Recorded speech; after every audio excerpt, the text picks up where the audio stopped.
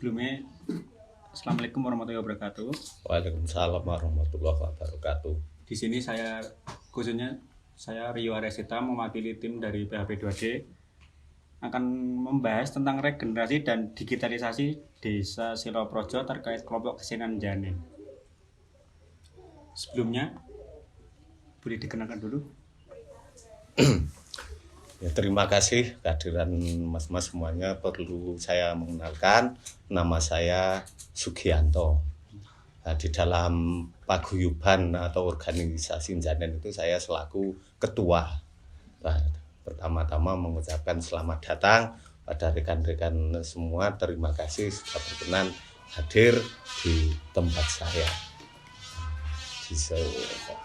Dan saya minta maaf apabila penyambutan kehadiran rekan-rekan semua kurang berkenan di hati Anda semua, tempat dan sebagainya kurang berkenan di hati Anda semua, mohon maaf sebanyak-banyaknya.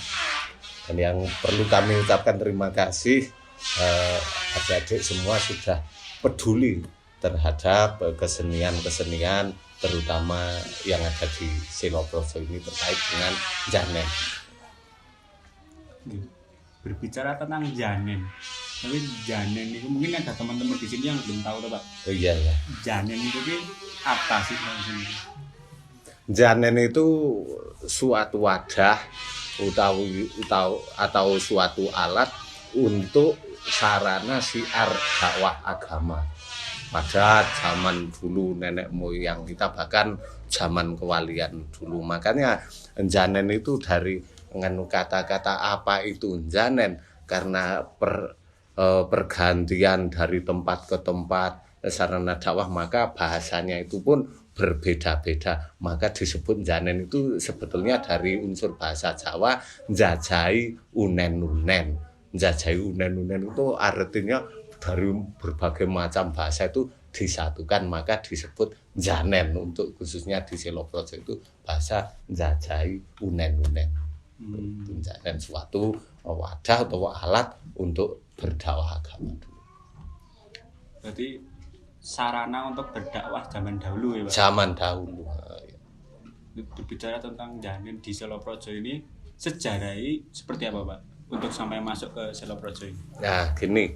Kan pada waktu itu mungkin zaman mbah-mbah saya, bahkan mbah-mbah buyut saya, itu kan masih jarang juga orang yang mau ngaji, mau sinau, latihan di pesantren ya terkait dengan ilmu agama itu masih langka, karena Siloprojo sendiri tidak ada ulama ataupun kiai yang guru ngaji dan sebagainya. Makanya mau tidak mau orang yang pengen ngasuh ilmu agama itu harus ke luar daerah. Di sini dulu orang simbah-simbah saya itu ngaji atau cari ilmu agama itu di Tirto Ngrabat. Nah, disitulah Mbah Kiai Tirto itu punya ilmu, mungkin beliau dari mana juga nggak diketahui. Ada suatu semacam syair sholawat Janen itu dipadu, karena itu menarik, kok rasanya ada kaitannya dengan hiburan dan sebagainya. Nah, itu disitulah yang namanya Mbah Kamso dulu, mungkin cicit saya lebih dari buyut, dari Cangga itu ngaji ke sana, dapat ilmu Janen itu, lalu dibawa ke Siloprojo. Beliau mengajak rekan-rekan di Siloprojo, diajari seperti ini, maka bisa terwujudlah suatu organisasi Janen itu. Dari asal usulnya sejarah Janen itu ya dari orang yang dulunya mau mengaji ke pesantren termasuk ke Tirto itu, lalu dikasih ilmu Janen sama Mbah Kiai Tirto, diperkembangkan di Siloprojo sampai sekarang. Berarti yang mengenalkan ya membina dalam seni Janen di Siloprojo ini Mbah Tirto sendiri. Iya, nganut dulu ilmu itu dari Mbah Tirto. Lalu di sini yang namanya Mbah Kamso yang ngaji di Tirto itu kan dia belajar sampai menguasai. Setelah pulang dari pesantren dia kan sudah mampu melatih Janen di Siloprojo. Jadi sejarahnya di Siloprojo sendiri ya tidak menghadirkan Mbah Yai Tirto enggak, tapi kan sudah punya ilmu sendiri dari sana kemudian dikembangkan di sini. Untuk dari seni Janin sendiri ini personilnya dalam saat perform itu loh Pak, Ya, itu dari warga di sini atau ada orang-orang yang dari desa-desa lain? ah, nek dulu itu khusus orang sini, Janen itu khusus orang sini dan tidak pernah dihadiri dari organisasi lain dari tetangga desa dan sebagainya, enggak ada. Tapi lama kelamaan itu karena seni Janen itu cukup berkembang di wilayah sekitar sini, maka contoh kalau pagar gunung ada Janen, orang Siloprojo disuruh datang ke situ. Artinya untuk ikut membantu sekaligus meramaikan kegiatan itu sendiri. Tapi kalau untuk Siloprojo sendiri personil itu termasuk yang terlibat keanggotaan itu nggak ada yang dari orang desa lain, itu nggak ada. Jadi secara keanggotaan itu khusus warga Khusus Siloprojo. warga Cuman Siloprojo. kalau ada di luar ada hajatan sering dimintai tolong. Sering dimintai tolong. Terus tata cara atau ada kan Mbak sing kaya gimana? Kayak ada misal persiapan khusus atau tata cara khusus sebelum, kalau boleh tahu sebelumnya Janin itu kan khusus malam hari atau siang hari? Malam hari kebanyakan mengadakan kegiatan Janin itu pasti malam hari. Kecuali ada permintaan khusus ini siang ini Janin ditampilkan. Itu pun kalau khususnya masyarakat Siloprojo tidak ada yang mengadakan kegiatan Janin siang hari. Nah, contoh bisa terjadi siang hari itu kalaupun dulu pernah saya alami Pak Bupati rawuh ke sini, Pak ada rawan-rawan dari atasan pengen tahu kayak apa itu Janen, nah, maka ditampilkan itu pada waktu siang hari. Cuma pas ada kegiatan-kegiatan tertentu. Kalau siang hari itu tampil. Kalau di Siloprojo malam hari. Tapi untuk Janin sendiri apakah ada persiapan khusus Pak sebelum perform di malam hari? Janen itu persiapannya itu ya di samping peralatan sudah disiapkan sebelum mulai melantunkan syair-syair Janen itu diawali ya seperti biasa itu adalah bacaan Fatihah, tahlil dan sebagainya itu ditujukan kepada arwah-arwah leluhur dan arwah-arwah pencetak Janen itu sendiri biar perjalanan Janen itu bisa lestari. Itu harapannya cuma itu. Tapi kalau Janin itu dimulai waktu malam hari itu selesainya itu Pak, rentan waktunya itu Sebetulnya Janen itu sendiri tidak ada batasnya. Pementasan dalam Janen itu tidak ada batas waktu. Karena apa? Janen itu sekali main itu kalau cuma satu malam itu sebetulnya nggak selesai melantunkan lagunya. Cuma kita mengingat sudah capek belum. Kalau belum capek sudah jam 3 kan. Wah belum capek lanjut. Tapi baru jam 1, jam 2 sudah lelah ya. Kita sepakat berhenti saja gitu.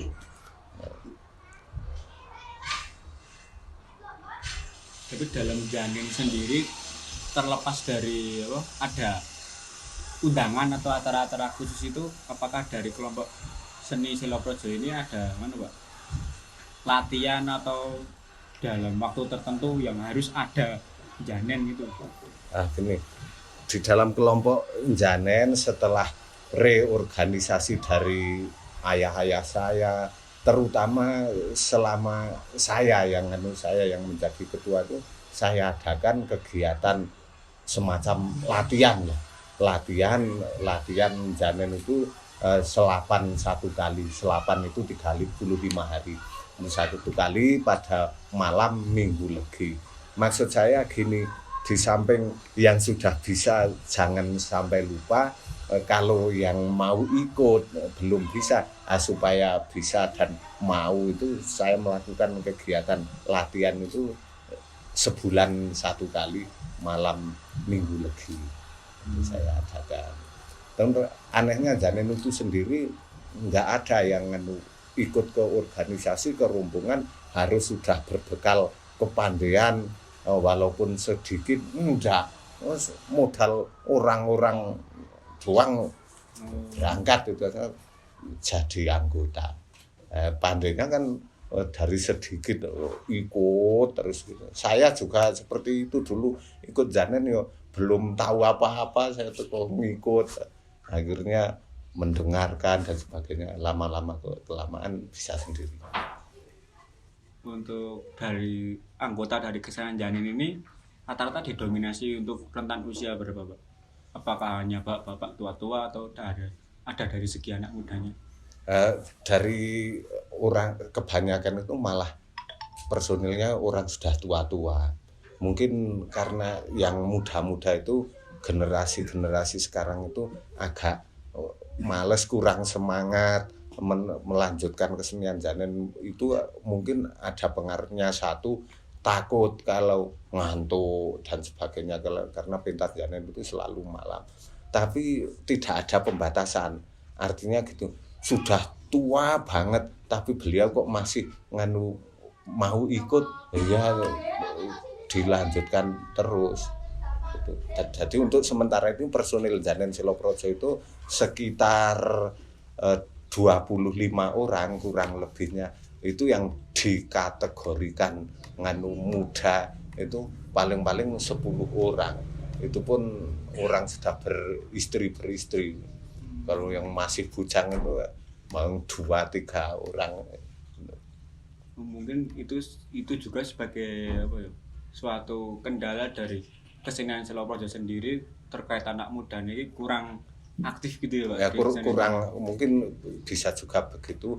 Tapi saya lihat itu awal-awal pertama yang membuat dia males-malesan itu ya itu takut ngantuk dan sebagainya.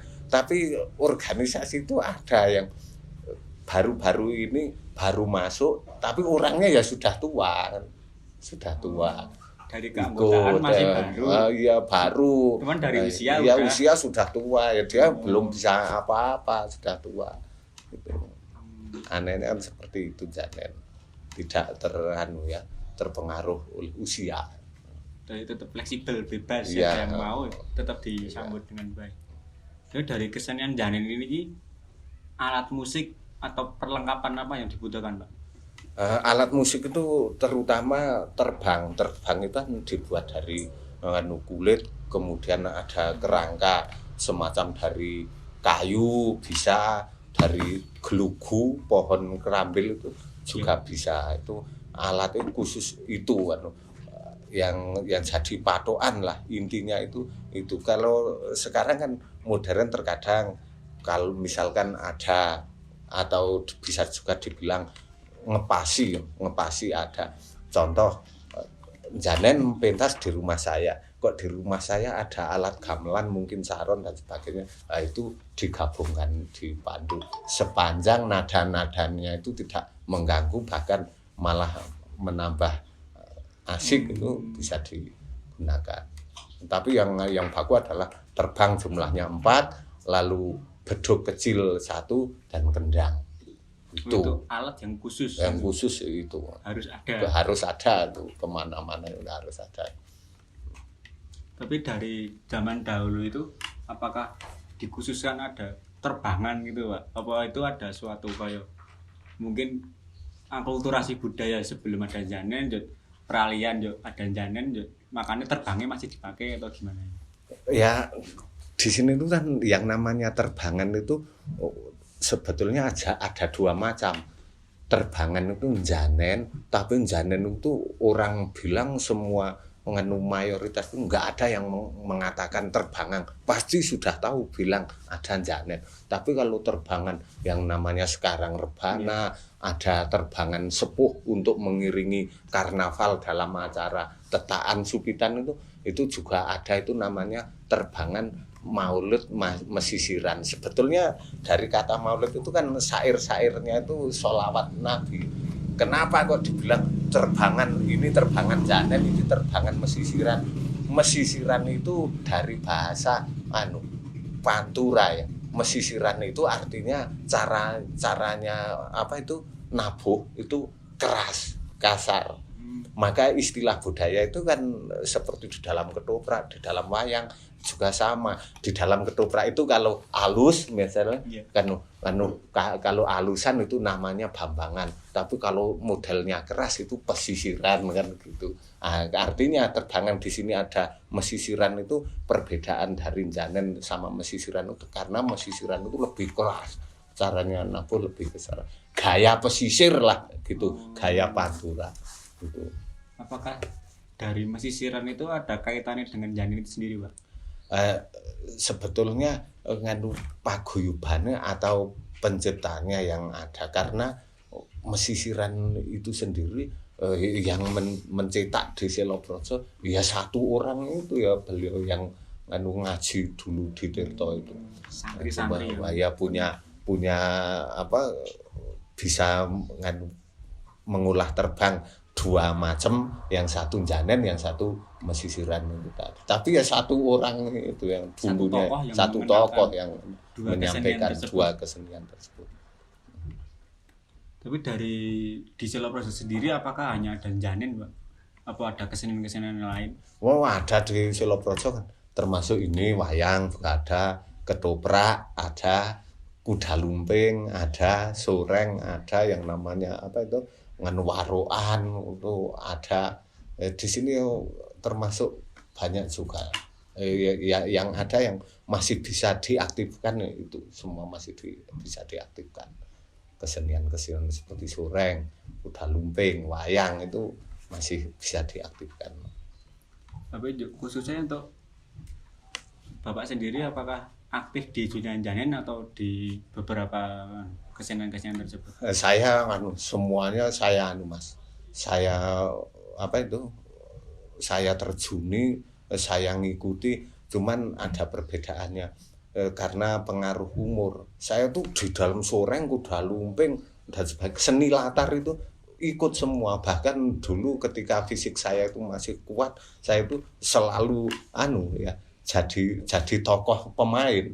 Contoh kalau jadi sorengan ya jadi tokoh Haryo Penangsang itu, dan ini itu kan bersejarah. Di dalam ketoprak ya itu ada tokoh misalkan cerita Mojopaitan ya jadi Damarulan gitu ya, jadi tokoh-tokoh. Tapi saya setelah fisik saya kurang kuat untuk seni latar, yang masih aktif wayang itu sendiri saya sebagai dalang, dan ketoprak, karena ketoprak kan cuma membutuhkan vokal, tidak membutuhkan tenaga terlalu berat.